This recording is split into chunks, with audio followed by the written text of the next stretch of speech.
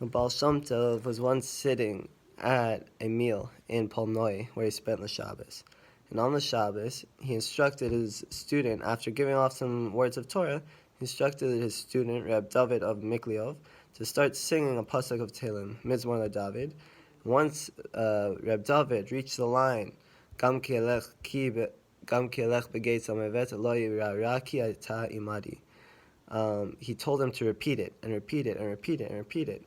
And all the students immediately recognized something's wrong.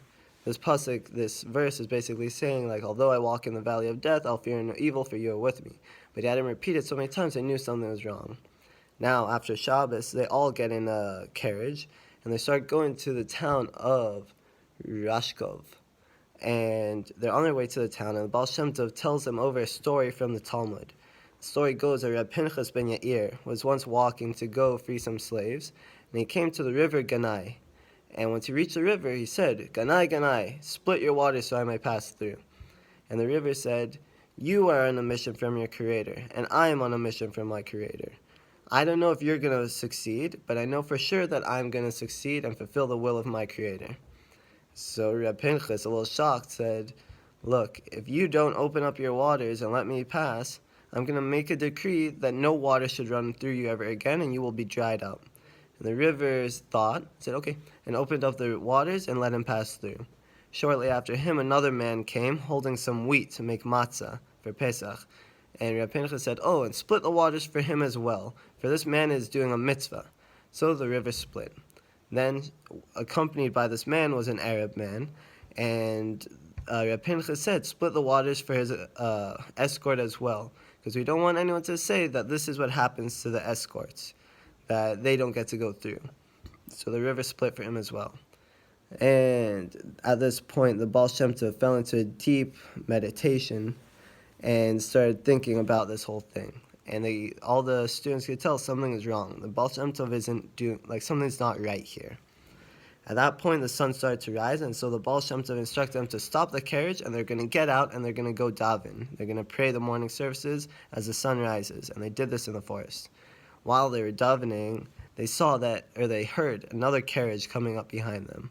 This carriage pulled up, and someone screamed out, excuse me, do you know what town the Baal Shem Tov is staying in right now? We need him urgently.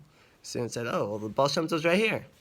And so they said, oh, great. And right as they heard that, they heard a shriek come from inside the carriage. This lady jumped out in tears. She said, Rebbe, we need your help. She said, my daughter, it's the day of her wedding, and she went to go to the mikveh in the carriage. But as the carriage was crossing over a bridge, it collapsed and fell in the water, and we fear that she may be dead. The Baal Shem Tov, shocked, he said, this is surely a matter that requires our fixing. And they all got in the carriage and started going towards this river. As they were going to the river, the Baal Shem Tov gave them over some halacha, some laws. He said, there is a halacha. It's from Kesubos, 17a, that says that a dead body should be removed before a bride, meaning that no death should become near a bride.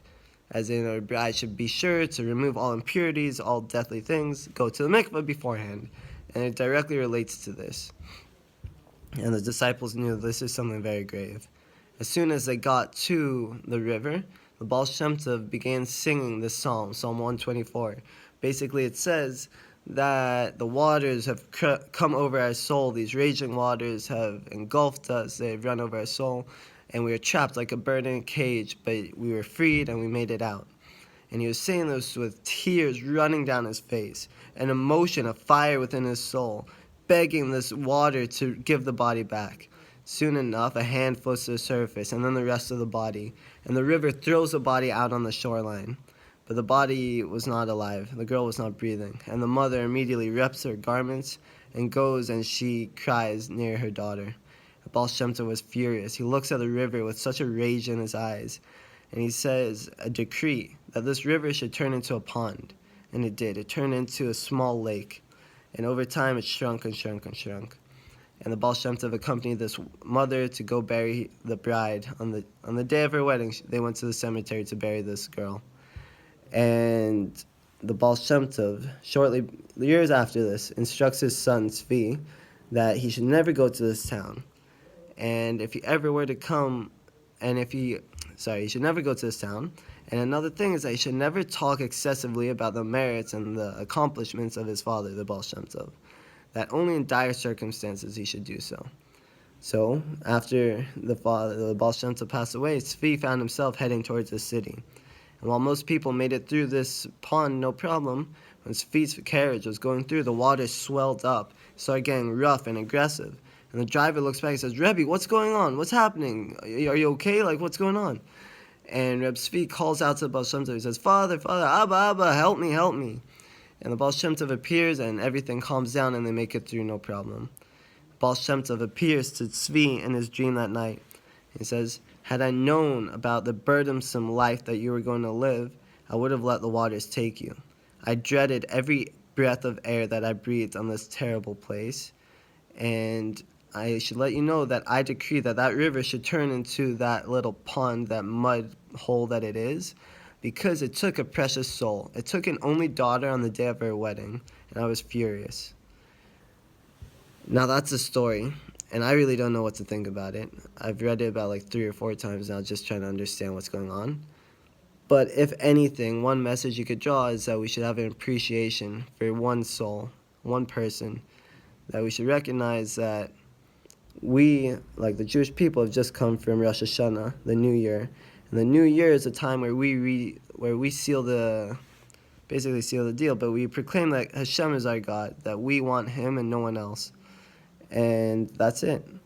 And so we should recognize coming into this year how precious this marriage is between us and Hashem, the Jewish people, and the God of Israel. So Shavua Tov.